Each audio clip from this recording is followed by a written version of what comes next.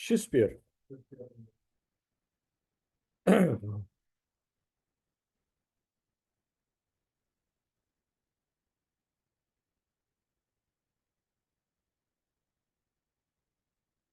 अच्छा जी, Shakespeare limited में बच्चों उसने क्या क्या कहा था। अब इस सवाल को जरा ध्यान से समझना बड़ा इंपॉर्टेंट है। Compute relevant ratio for SL and TL to assess which company seems to give more incentive to its customer to pay on time. अब यहाँ पे उसने ये नहीं कहा कि कौन सी रेशियो निकालनी है, उसने आपको एक इंडिकेशन दी है जहां से आपने ये सोचना है कि कौन सी रेशियो निकालनी है। हाँ जी, हाँ जी, इस रेशो को समझे और मुझे बताएं कौन सी रेशो निकालने की बात कर रहे हो। हाँ तो रेशो रेशो रेशो हमने तो रेशो सोची है ना, रेशो कौन सी है। डेटर, डेटर टर्नओवर रेशो या डेटर डेज, ठीक है ना। दोनों का अल्टीमेटली एक ही मतलब निकलेगा। बराबर। डेटर टर्नओवर रेशो को समझाना या एक्सप्लेन करना थोड़ा सा मुश्किल हो जाएगा क्योंकि वो टाइम्स में आंसर आएगा। किस में आंसर आएगा। तो बेहतर है आप डेज निकाल। अच्छा, यहाँ तक की बात सुन बच्चों। तो आपने एसएल के डेज निकाले वो आए 59 और टीएल के डेज निकाले वो आए 33 अप्रोक्सीमेटली, ऐसी है। अब उसने ये नहीं पूछा था कि डेज निकाल के चुप कर जाओ, उसने क्या पूछा था कि बताओ कौन सी कंपनी इन दोनों में से जो अपने डाटा को ज्यादा इंसेंटिव दे रही है। तो डेज से कैसे पता चलेगा कौन ज्यादा इंसेंटिव दे रहा है। जिसके डाटा डेज कम है वो ज्यादा इंसेंटिव दे रही है, मतलब कैसे एक्सप्लेन करें। हाँ, अगर उससे पैसे रिकवर करवाने हैं तो डिस्काउंट देंगे। तो सीधी सी बात है, जब डिस्काउंट देंगे पैसे जल्दी रिकवर होंगे तो डेज आपके ऑटोमेटिकली क्या होंगे, कम होंगे। और जो 2-2 3-3 महीने बाद जाके पैसे ले रही डेटर से वो डिस्काउंट नहीं दे रही होगी। यहाँ तक की बात सुन लगी। तो बच्चों हम यहाँ पे लिखेंगे T L pays, T L के डेज कम है तो लिखेंगे T L pays more incentive to its customer to pay on time. तो ये हमने जुमला कहाँ से उठाया, जो लिखा हुआ था उसी को उठाया, बस उसके साथ कंपनी का नाम जोड़ दिया। नहीं, तरीका समझ आ गया। अच्छा जी, फिर उसके बाद उसने कहा avail extended credit terms from its suppliers. किस रेशो से एक्सटेंडेड क्रेडिट टर्म्स का पता चल जाएगा। क्रेडिटर डे से, ठीक है जी। तो बच्चों में लगेंगे एस एल, दोनों के डेज निकालेंगे। एस एल क्या है 93 दिन और टी एल क्या है 59 दिन। तो कौन सी कंपनी ज्यादा क्रेडिट टर्म ले रही है, जिसके दिन ज्यादा आएंगे, क्योंकि वो क्रेडिटर को सही तरह से उसका टाइम को इस्तेमाल कर रही है, ठीक है जी। तो अवेल एक्सटेंडेड क्रेडिट टर्म्स हम कहेंगे G S L avail extended credit terms from its supplier. तरीका वारदा समझ आ रहा है कि वही क्वेश्चन का स्टेटमेंट उठाई, उसके साथ कंपनी का नाम जोड़ दिया, हमारा आंसर बन गया। ठीक है जी। Be more efficient in the use of capital. हाँ जी, कैपिटल की बात कर रहे हो। रिटर्न ऑन इक्विटी, कैपिटल की बात हो रही है ना, कैपिटल एम्प्लॉयड की बात नहीं हो रही। किसकी बात हो रही है, कैपिटल की। तो फार्मूला कौन सा लगेगा। नहीं, कैपिटल एम्प्लॉयड में तो लोन भी आ गया ना, उसमें तो लोन भी आ गया, उसने सिर्फ कैपिटल की बात की है। रिटर्न ऑन इक्विटी, ठीक है।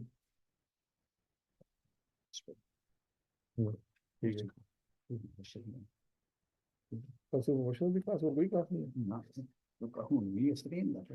कि वो दो क्लास हैं, तो बाकी दो क्लास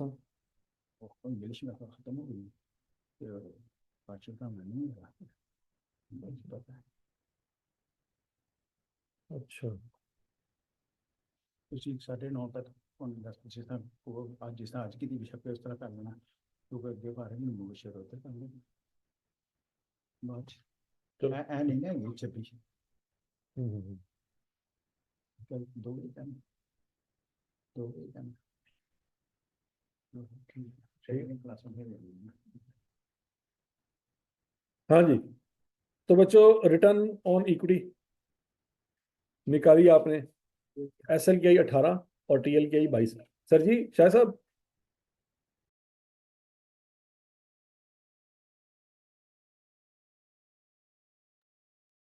अच्छा जी। तो किसकी ज्यादा आई बच्चों? टीएल की, ऐसी है। अब सवाल दोबारा पर उसने क्या मांगा था? More efficient. तो एफिशिएंट तो वही होगी जिसका आंसर ज्यादा आएगा। मतलब सादा अल्फाज में हम ये कह सकते हैं कि अगर टीएल कंपनी ने 100 रुपया लगाया तो वो 22 रुपये कमा रही है, और एसएल ने अगर 100 रुपया लगाया तो कितने कमा रही है? 18 कमा रही है। तो किसने 100 रुपये को ज्यादा बेहतर तरीके से कमाया? टीएल। यहाँ तक की बात समझ लगी। हम कहेंगे TL is more efficient in use of its capital. अब अगला point, keep lower selling price to gain the market share. Selling price lower, इस तरह की बात हमने किसी रेशियो के बारे में पढ़ी थी? जीपी रेशियो में पढ़ी थी। उस रेशियो में हमने एक वजह पढ़ी थी कि सेलिंग प्राइस लोअर करने वाली बात किस रेशियो में पढ़ी थी? जीपी रेशियो में। तो वहां से आया कि हमें ग्रॉस प्रॉफिट रेशियो निकालना चाहिए। ठीक है जी। तो ग्रॉस प्रॉफिट रेशियो निकालेंगे बच्चों 31.7% और 21.47%। तो हम कहेंगे कि जिसका ग्रॉस प्रॉफिट कम है वो आपको क्या कर रहा होगा? अपनी प्राइसेस को लो करके बेच रहा होगा। ठीक है जी। तो हम कहेंगे TL keep lower selling price to gain market share. अच्छा, हाँ मैं बताता हूँ। देखो ग्रॉस प्रॉफिट कम, सेल प्राइस कम करने का मतलब यह है, एक कंपनी है वो 100 रुपए की चीज बेच रही है, कितने की बेच रही है? और उसका खर्चा आ रहा है 60 रुपए, तो कितना कमा रही है? 40। दूसरी कंपनी है, उसका खर्चा भी 60 ही आ रहा है, वही चीज बना रही है, लेकिन वो 80 की बेच रही है। उसका प्रॉफिट कितना होगा? 20। उसका प्रॉफिट तो कम होगा, लेकिन उसके यूनिट ज्यादा सेल होंगे। अल्टीमेटली बढ़ जाएगा, उसके यूनिट ज्यादा सेल होंगे। अब जरा गौर से देखो, ग्रॉस प्रॉफिट रेशियो कम आ रही है टीएल की, ऐसी है, लेकिन उसका रेवेन्यू डबल से भी ज्यादा है। उसका रेवेन्यू डबल से भी ज्यादा। हाँ ग्रॉस प्रॉफिट डबल नहीं है, लेकिन कम से कम ज्यादा तो है। मतलब जितनी देर में ये बंदा 1 यूनिट बेचता है उतनी देर में ये बंदा 2 यूनिट बेचता है। हाँ प्रॉफिट डबल नहीं है, लेकिन ज्यादा तो है। और समझ लगी बात है? मतलब 16 का डबल करें तो 32 आना चाहिए था, उसका 35 है।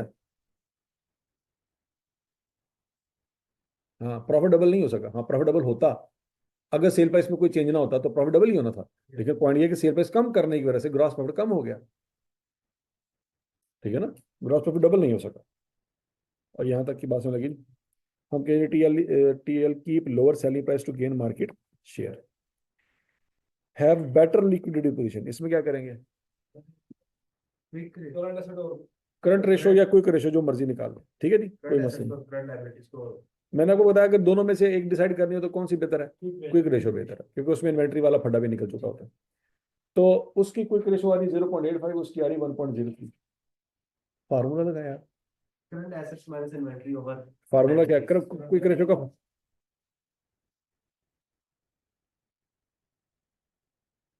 हाँ जी, करंट एसेट कितने हैं जी? डेटर, इन्वेंट्री, कैश, ये करंट एसेट। उसमें से इन्वेंट्री माइनस कर दें या सिर्फ इन दोनों को टोटल कर लें, बात एक ही है।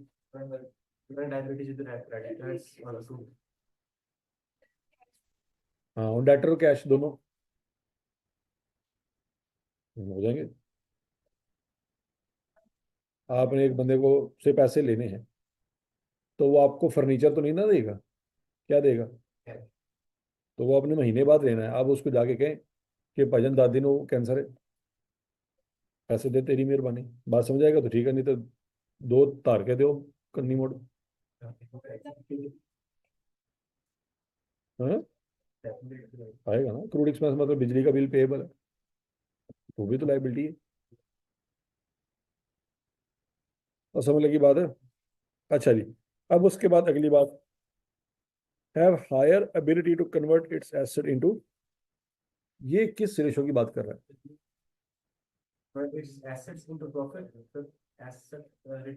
रिटर्न ऑन एसेट की बात कर रहा है। ठीक है जी। तो फार्मूला क्या होगा रिटर्न ऑन एसेट का?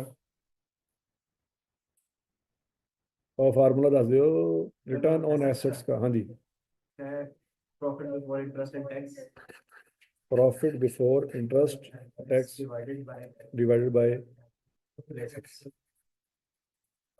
Average assets multiply by. ठीक है जी, तो फार्मूला का आंसर निकाला, सारे आ जाएंगे। सर उन्होंने नॉन करंट का कहा, तो सिर्फ नॉन करंट है। हाँ, सिर्फ नॉन करंट आ जाए। ठीक है जी, और यहाँ तक की बात लगी तो हम वंस अगेन टी एल का आंसर ज्यादा आ रहा है। T L have higher ability to convert its asset into profit. ठीक है जी, control operating expenses more efficiently, इसमें कौन सी रेशो लगानी है? ऑपरेटिंग ऑपरेटिंग एक्सपेंस रेशो वाला फार्मूला पढ़ा था आपने?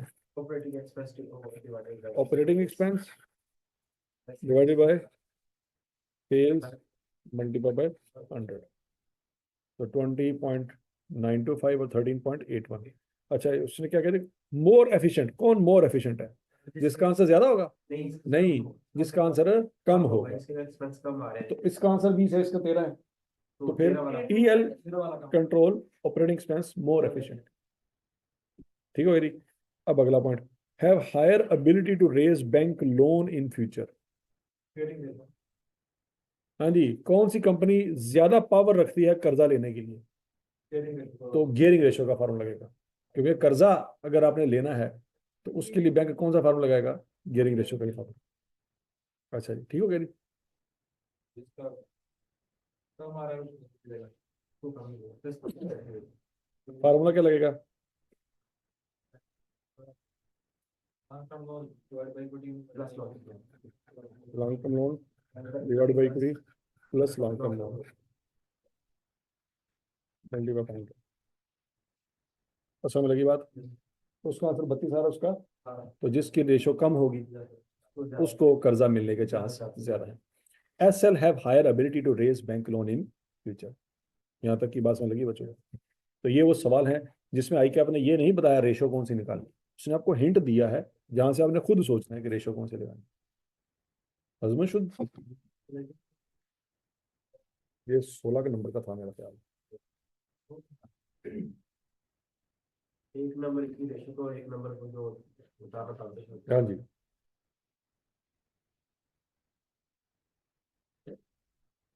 जी लिमिटेड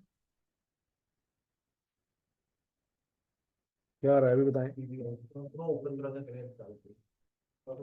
ये नेट प्रॉफिट में फाइनेंस कॉस्ट डीपी इसको निकालने के दो तरीके हैं, दो दो दो दो दो। फाइनेंस कॉस्ट ऐड बैक कर देंगे नेट प्रॉफिट में, या ग्रॉस प्रॉफिट में से सिर्फ ऑपरेटिंग एक्सपेंसेस निकाल दें। नहीं समझ आई। ऑपरेटिंग प्रॉफिट निकालने के दो तरीके हैं, कौन कौन से? या नेट प्रॉफिट में फाइनेंस और इंटरेस्ट कॉस्ट ऐड करें, या ग्रॉस प्रॉफिट में से ऑपरेटिंग एक्सपेंस फाइनेंस कर दें।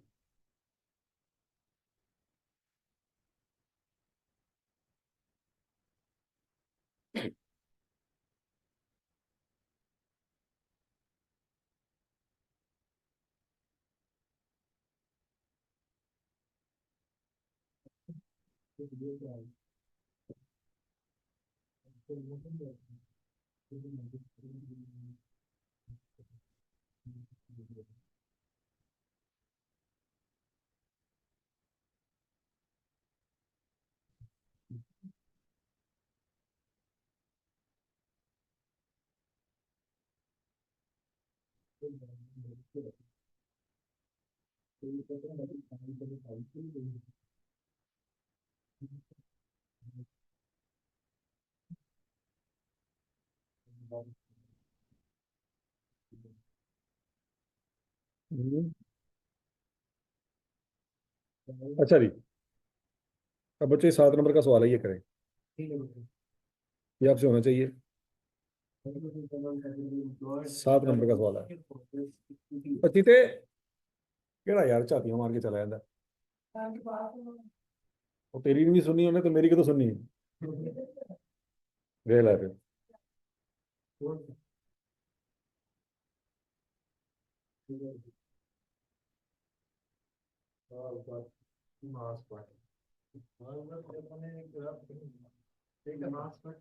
हाँ आप बेटा कमाल करो। बाद में इसको ठीक है। हाँ ठीक है। हाँ देखो पहले तू होते कि लड़ गया है। ये मैं तो पानी भरने जा रहा हैं? क्या भरने जा रहा था? पानी कड़ा की थी? नहीं ये पानी का देखो मुझे सारा था। आपको कौन मिल गया? कौन? सुरेल? कौन भाई कौन?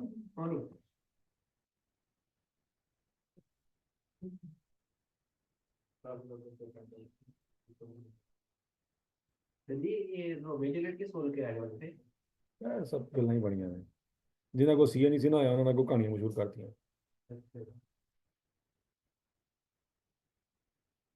वो बताता नहीं यार।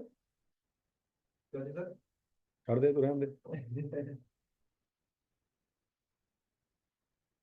रात में ये मतलब नहीं। हैं? तो जाके बात करने कर रहा हूँ और उसके बाद करने का एक किसका? बहुत चलो वीडियो देखो सर ਹੁਣ ਜਿਹੜਾ ਬੰਦਾ ਪੰਜਾਬੀ ਬੋਲਦਾ ਉਹਦਾ ਮੇਰੇ ਨਾਲ ਮੈਚ ਹੀ ਕਰੇਗਾ ਕਿਉਂਕਿ ਤੁਸੀਂ ਸਾਰੇ ਉਰਦੂ ਬੋਲਦੇ ਮੈਂ ਪੰਜਾਬੀ ਬੋਲਦਾ ਜਿੰਨੇ ਵੀ ਲੋਕ ਨੇ ਪੰਜਾਬੀ ਬੋਲਣ ਵਾਲੇ ਸਾਰੇ ਮੇਰਾ ਮੈਚ ਕਰਦੇ ਹੋਰ ਦੱਸ सर आपको वीडियो दिखा ਮਤਲਬ ਵਾਰਸ ਬੇਗ ਹੁਣ ਮੇਰੇ ਨਾਲ ਮਿਲਾ ਦਿਓ ਹੈ ਸੋਨੀ ਮਈਵਾਲ ਮੇਰੇ ਨਾਲ ਮਿਲਾ ਦਿਓ ਸੱਸੀ ਪੰਨੂ ਮੇਰੇ ਨਾਲ नहीं सर जी आप ये ਸਾਰੇ ਮਤਲਬ ਹੈ नहीं सर जी आप ये देखो ਫਿਲਮ ਚਲਾ ਦਿਓ ਉਹ ਖੁਦਾ ਦਾ ਫੈਸਲਾ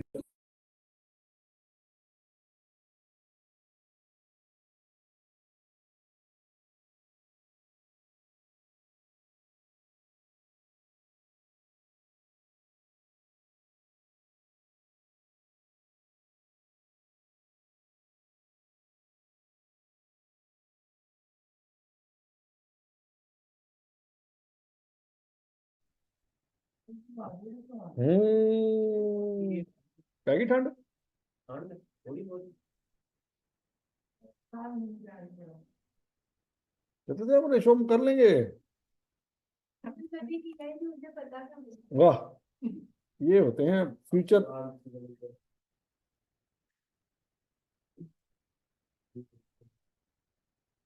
अच्छा ये 7 नंबर का सवाल है तो नहीं है ना ये इसमें 25 26 35 और 8 कितने हो गए 35 और 8 हम्म 43 100 75 9 शरी 6 4 शरी 8 43 43 12 10 5 का 20 25 220 40 260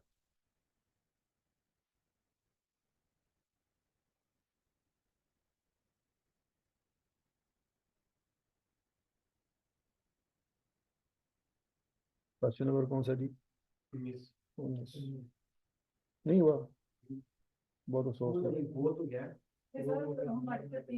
तरतीब गलत है मतलब हमने जो पहले पकड़ लिया उसे मतलब वो एक पॉइंट ही करना बाकी वो ठीक वाह फिर बाकी अपनी चीजें तकरीबन सारी निकाल दी लेकिन तरतीब गलत है जी लिमिटेड बहुत इंपॉर्टेंट क्वेश्चन है जी लेकिन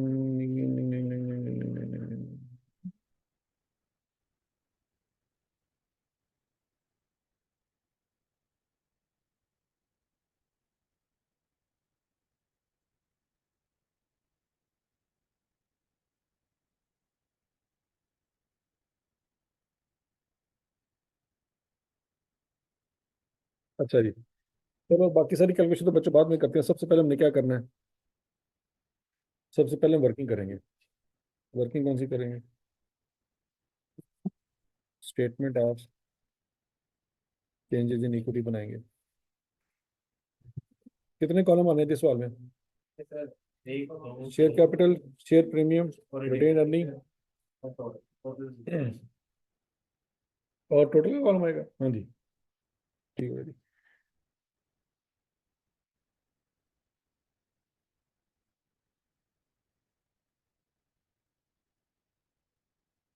2 साल की बनानी क्या 1 साल की सर एक साथ ही मतलब 2 साल की बल्कि 2 साल की जो 2013 होगा बैलेंस किस किस डेट पे बैलेंस लिखना हमने? 1 जुलाई को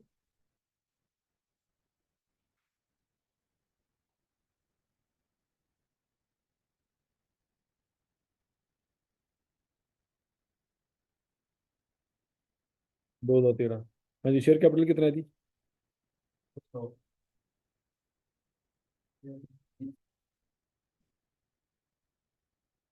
शेयर कैपिटल ये भी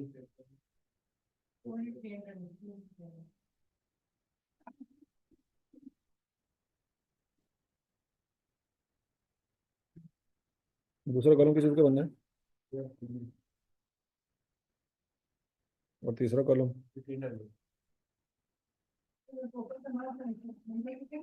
नहीं कोई मसला नहीं।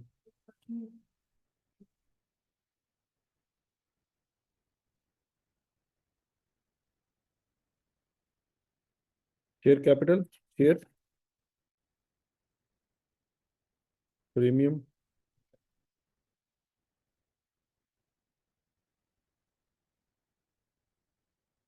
और टोटल।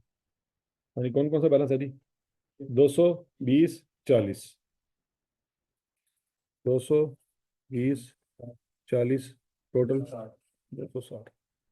अच्छा जी, सबसे पहले क्या आएगा? फाइनल डिविडेंड 30% नहीं, हम ये कम जुलाई 13 में खड़े हैं, मतलब 14 में खड़े हैं, ठीक है जी। तो फाइनल कैश डिविडेंड 2013 का कितना है? 30%। 60, 60 200 का फाइनल कैश है कि बोनस है? कैश डिविडेंड 2013 कितना है जी? 60। तो 60 कहाँ से माइनस होगा? टोटल में भी 60 आ रहेगा, क्योंकि टोटल में तो नहीं आ रहा ना। उसके बाद सर 2014 का प्रॉफिट है 2000, इसके अलावा और क्या क्या है जी? इंटायर बोनस इशू भी है।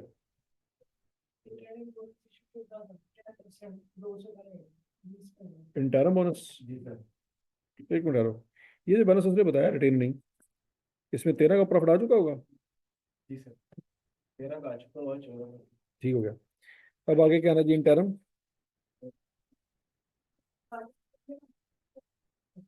कर सकते हैं, लॉस नहीं होता। हाँ, उसका भी लॉस में रिटेन अर्निंग, लॉस में रिटेन अर्निंग क्या होती है? नेगेटिव के पॉजिटिव? नेगेटिव। नेगेटिव।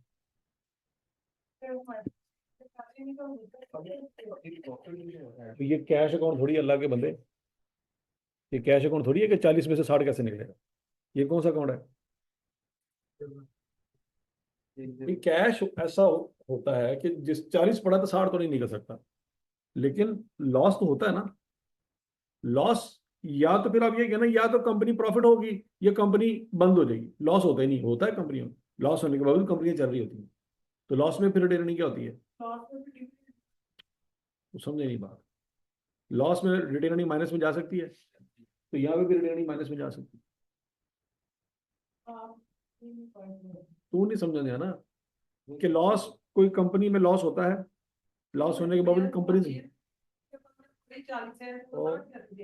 खोते, अगर ये कैश होता तो तेरी बात समझ आती कि तेरी जेब में 40 पड़ा है, 60 कहां से निकालूं? ये कैश अकाउंट नहीं है। कौन सा अकाउंट है? ये पैसे थोड़ी कि जिसमें से पैसे निकालना, नहीं समझ लगी? ये कैश थोड़ी है, आप कैश थोड़ी निकाल रहे हैं यहाँ से। रिटेन अर्निंग माइनस में जा सकती है, हमने सवाल किया जिसमें रिटेन अर्निंग माइनस में थी। तो अगर ये सवाल होता तो वहीं पे होता कि सर ये माइनस में रिटेन अर्निंग कहाँ से आ गई।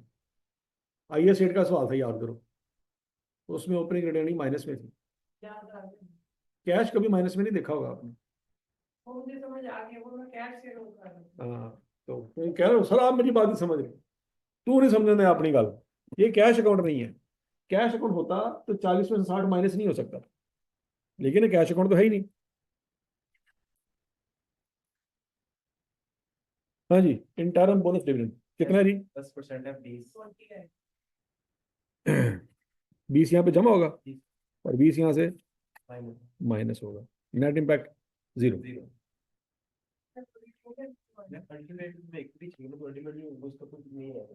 नहीं, अगर बोनस है तो बाय डिफॉल्ट किस में से माइनस होना चाहिए? मारो गोली, आंसर को क्यों देखने दो, आंसर को ना देखो। इंटरम बोनस डिविडेंड 20 का। और क्या जी अगला पॉइंट?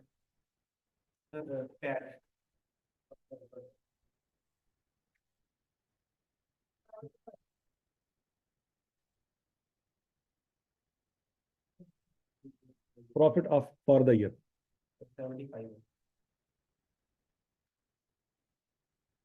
कितना रही? 75। और बस क्लोजिंग बैलेंस निकल आएगा।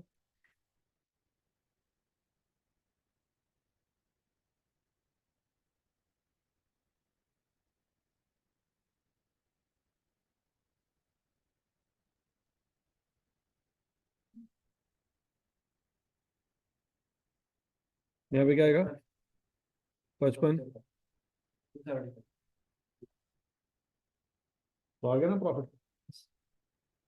वो एक एडजस्टमेंट है, प्लस माइनस करते जाओ। करो बाकी का सवाल जल्दी करो, हो जाना चाहिए था, वैसे हुआ क्यों नहीं?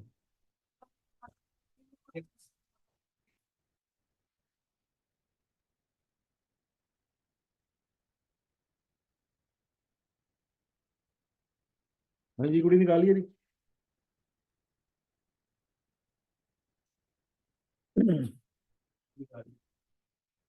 अच्छा जी, इस 2014 वाले उसमें क्या क्या आना है?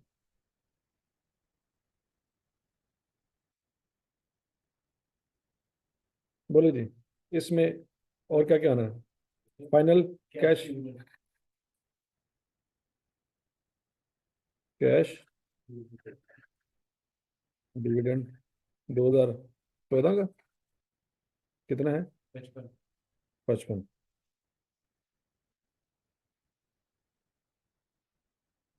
यहाँ से 55 माइनस हो जाएगा। उसके बाद इंटरम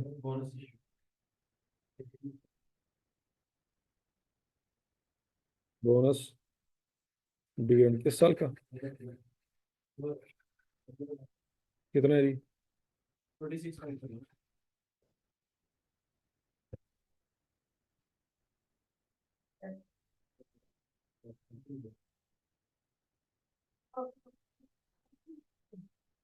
हम्म, हाँ, 2015 का कितना प्रॉफिट है जी?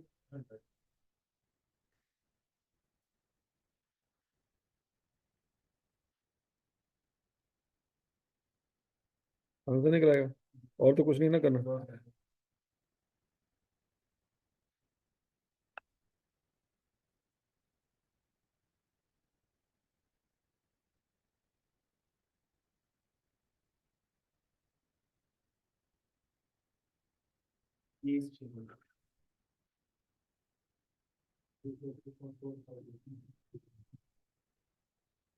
टू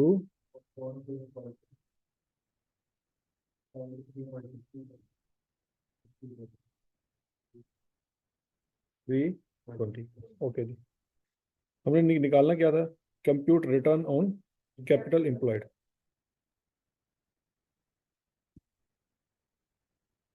फार्मूला क्या है? Profit before interest and tax average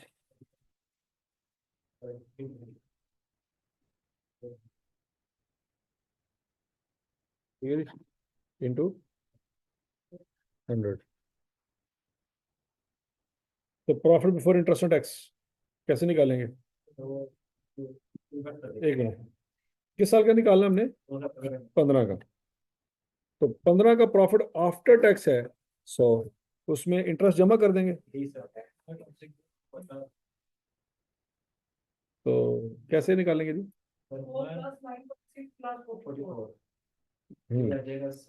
100 plus 9.6 plus 44 divided by average capital employed.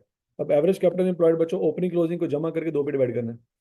Opening आपके पास एवरेज है 2014 की लेनी है ना, 220 230 क्लास को ऊपर ये लिखा हुआ ना 275 जमा 320, 275 जमा 320।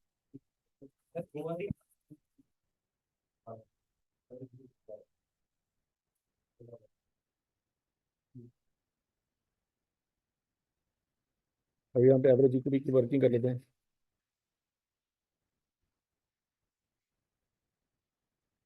कितनी आएगी एवरेज इक्विटी? 297.5 275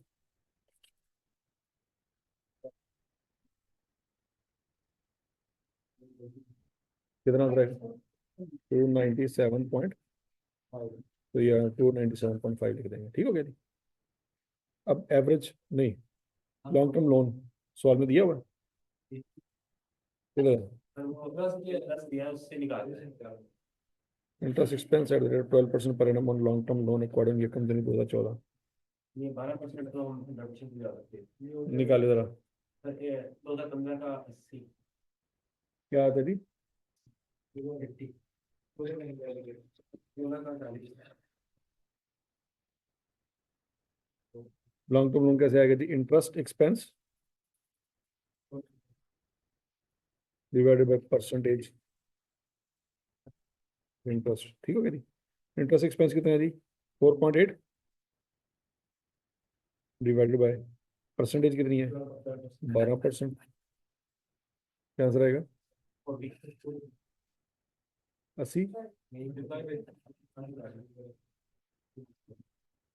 ये 2014 का 15 का ही है।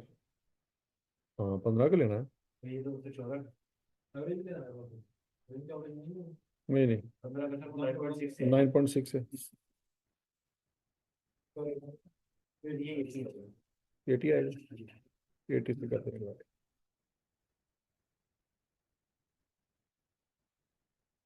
ये हम वाली 15 लगी अभी लॉन्ग टर्म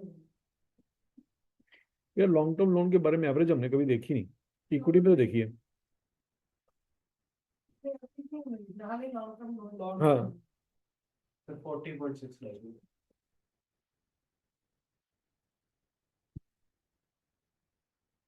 40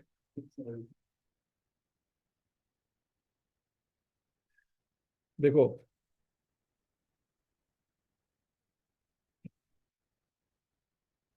ये बेसिकली आप देखें ना, इंटरेस्ट जो है ना, इंटरेस्ट 9.6 मिलियन का जो पे किया है, ये पूरे साल के लोन पे है। तो हम यहाँ पे इंटरेस्ट जब डिवाइड कर रहे हैं ना 12% पे, तो हमारी जम्पशन यही है कि साल के शुरू में भी 80 लोन था और साल के एंड में भी 80 लोन था, तभी तो इंटरेस्ट 9/6 आया होगा। सोचो सोचो सोचो सोचो, यस सर। अगर साल के शुरू पे लोन कुछ और होता, साल के एंड पे लोन कुछ और होता, तो इंटरेस्ट भी 9.6 मिलियन नहीं समझ आ रहा, ठीक। क्योंकि कोई लोन था उसका 12% लिया गया होगा, तो 9/6 आया होगा। जी। तो 9/6 एक महीने का थोड़ी है, ये 12 महीनों का है। तो ओपनिंग और क्लोजिंग वैल्यू सेम होगी, तभी 9/6 का आया होगा, ठीक है ना। तो हम अज्यूम करेंगे कि यही एवरेज है।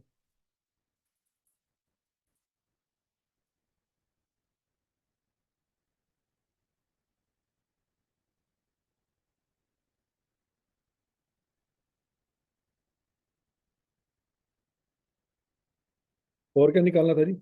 Return on share holders equity. अब रिटर्न ऑन इक्विटी का फार्मूला क्या है? प्रॉफिट ऑफ टैक्स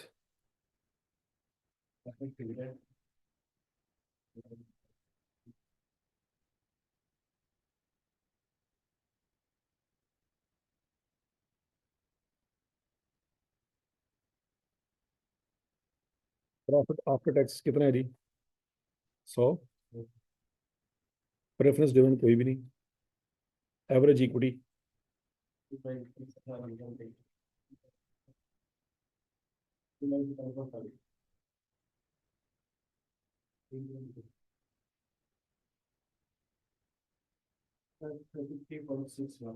33.6 में।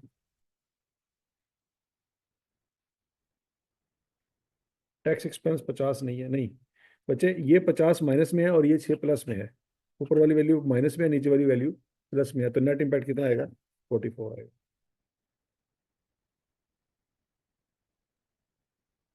ये 4.4 तो नहीं था ना, ये 44 था।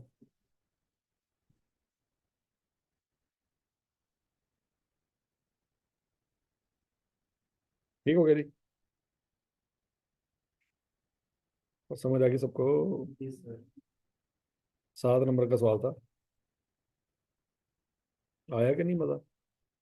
तो इसमें सिर्फ यही था, वो जो एसोस यही ना बस यही था।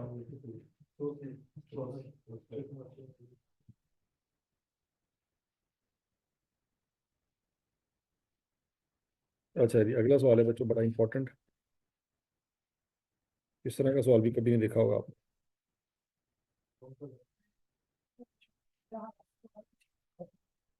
इसका मतलब हर सवाल चाहिए आपको प्रैक्टिस करना।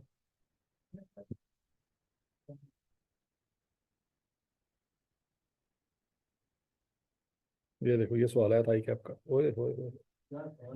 कितने नंबर का सवाल आया था? 17 नंबर का सवाल आया था।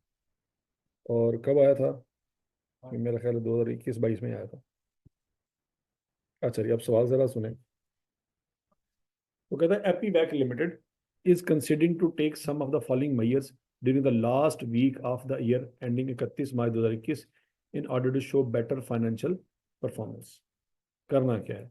तो कहता है जी, पहला काम यह है, pay balance of a major supplier from bank overdraft facility and avail 5% discount. ठीक है, सिर्फ ये चीज को अपने सामने रखना है। अच्छा, अब सिर्फ बाकी सब कुछ छोड़ दो, पहली लाइन पे फोकस करो। Pay balance of a major supplier, को मेजर सप्लायर है, वो कहता है उसको पैसे देने हैं।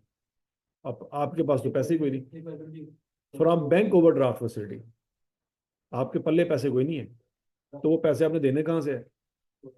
Bank overdraft and avail 5% discount. इसका मतलब है जब हम उसको पैसे देंगे तो हमें 5% की बचत हो जाएगी। बात समझ आ रही कि नहीं आ रही? अच्छा, फिर आगे क्या कहता है? स्टेट द इफेक्ट, कहता है इसका इफेक्ट बताएं, या तो इंक्रीज आएगा या डिक्रीज आएगा या नो इफेक्ट। मतलब उसने आपको आंसर भी बता दिया कि आंसर आपने क्या लिखना है। 17 वाला नहीं। यही 17 का, यही 17 का। मैं हौसला हौसला कर ले, तो हौसला कर ले, मैं तुझे साबित करूंगा। ये स्प्रिंग 21 में आया था। कब आया था? लाओ जी, हुनी कर लेते हैं।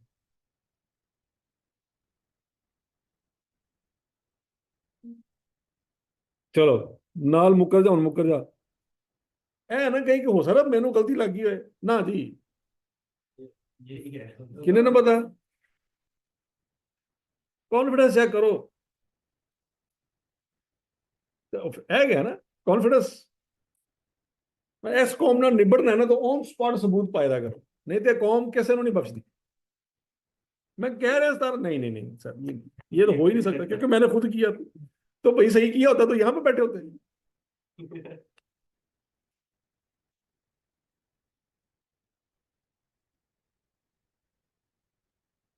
अच्छा जी, करना क्या है?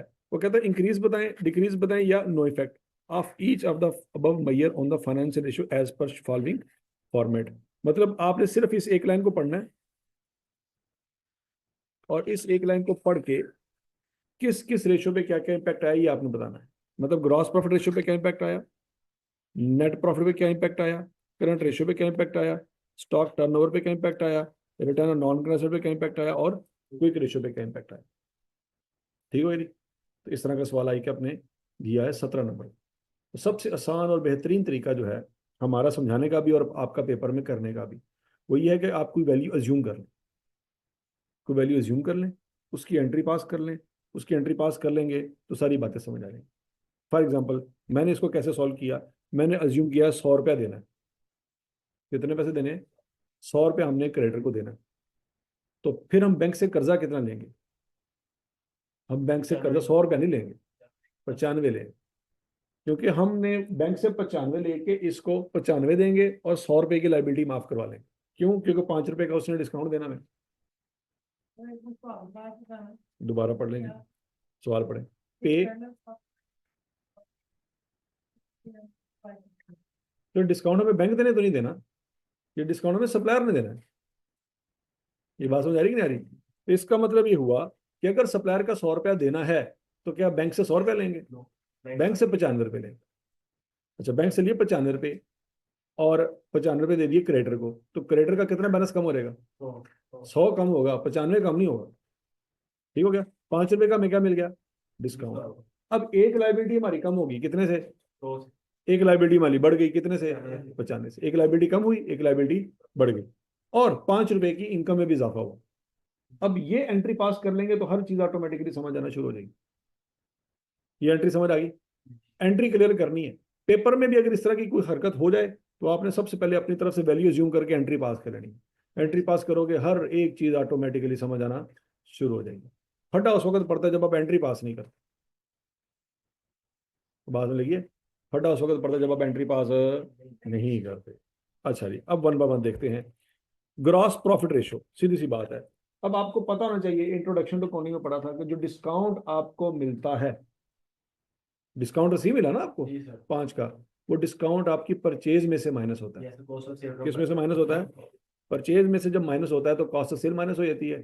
कॉस्ट ऑफ सेल माइनस हो जाती है तो आपका ग्रॉस प्रॉफिट बढ़ जाता है। तो ग्रॉस प्रॉफिट जब बढ़ जाएगा तो ग्रॉस प्रॉफिट रेशो बढ़ जाएगी। तो हम कहेंगे जी ग्रॉस प्रॉफिट रेशो में इजाफा होगा। बस ये बताना, हाँ बस ये बताना, ये 3 बातें उसमें लिखी हुई। कहता है आपके आंसर में बस यही होना चाहिए, या इंक्रीज लिखना है आपने, या डिक्रीज, या नो इफेक्ट, बस। पॉइंट समझ आ गया जी? अब अगला पॉइंट है जी, नेट प्रॉफिट पे क्या इंपैक्ट होगा। अब सीधी सी बात है, ग्रॉस प्रॉफिट बढ़ गया तो नेट प्रॉफिट भी बढ़ गया, तो ये भी क्या हो जाएगा? इंक्रीज हो जाएगा। हजम शुद्ध जी। अगला पॉइंट, करंट रेशो। अब आपकी ओवरऑल सोच समझ के जवाब देना। करंट लाइबिलिटी ओवरऑल कम होगी, आपकी करंट लाइबिलिटी ओवरऑल कम होगी, क्योंकि एक लाइबिलिटी 100 से कम हुई, दूसरी लाइबिलिटी 95 से बढ़ी, तो नेट आपकी लाइबिलिटी में कमी आएगी। तो बच्चों करंट रेशो आपकी क्या हो जाएगी? बढ़ जाएगी, क्योंकि लाइबिलिटी डिनोमिनेटर छोटा हो गया जी। ठीक हो गया जी? अब स्टॉक टर्नओवर। स्टॉक टर्नओवर का फार्मूला पहले दिमाग में लेके आए। फार्मूला फार्मूला फार्मूला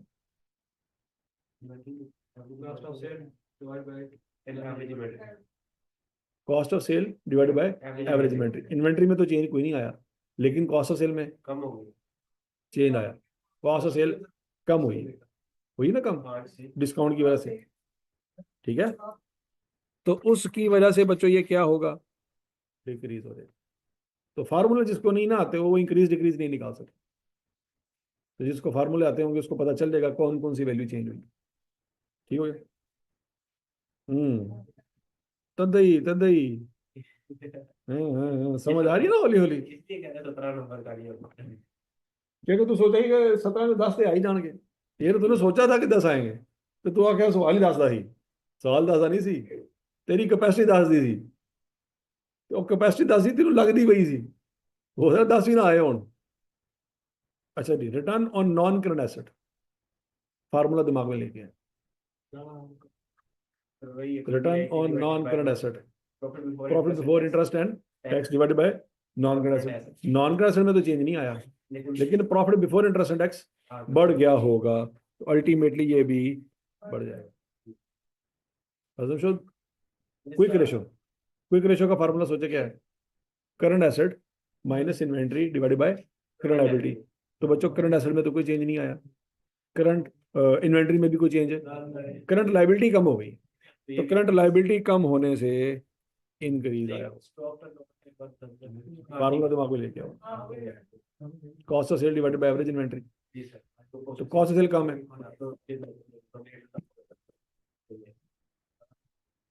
और तरीका वारदा समझ आया बच्चों? अब आपने अगली लाइन पढ़नी है, सारे इंपैक्ट, फिर अगली लाइन पढ़नी है, सारे इंपैक्ट, फिर अगली लाइन पढ़नी है, सारे इंपैक्ट, फिर अगली लाइन पढ़नी है, सारे इंपैक्ट। कर लेंगे? तरीका वारदात बच्चों मैंने आपको बता दिया है, वो क्या है? आपने वैल्यूज अज्यूम करके एंट्री पास कर लेनी है। एंट्री पास कर लोगे सारी बातें समझ आ जाएंगी, और ठीक है, चलो शाबाश, ये आपने होमवर्क करना है घर से। क्वेश्चन नंबर कौन सा जी? क्वेश्चन नंबर 24 है, एपी वैक लिमिटेड।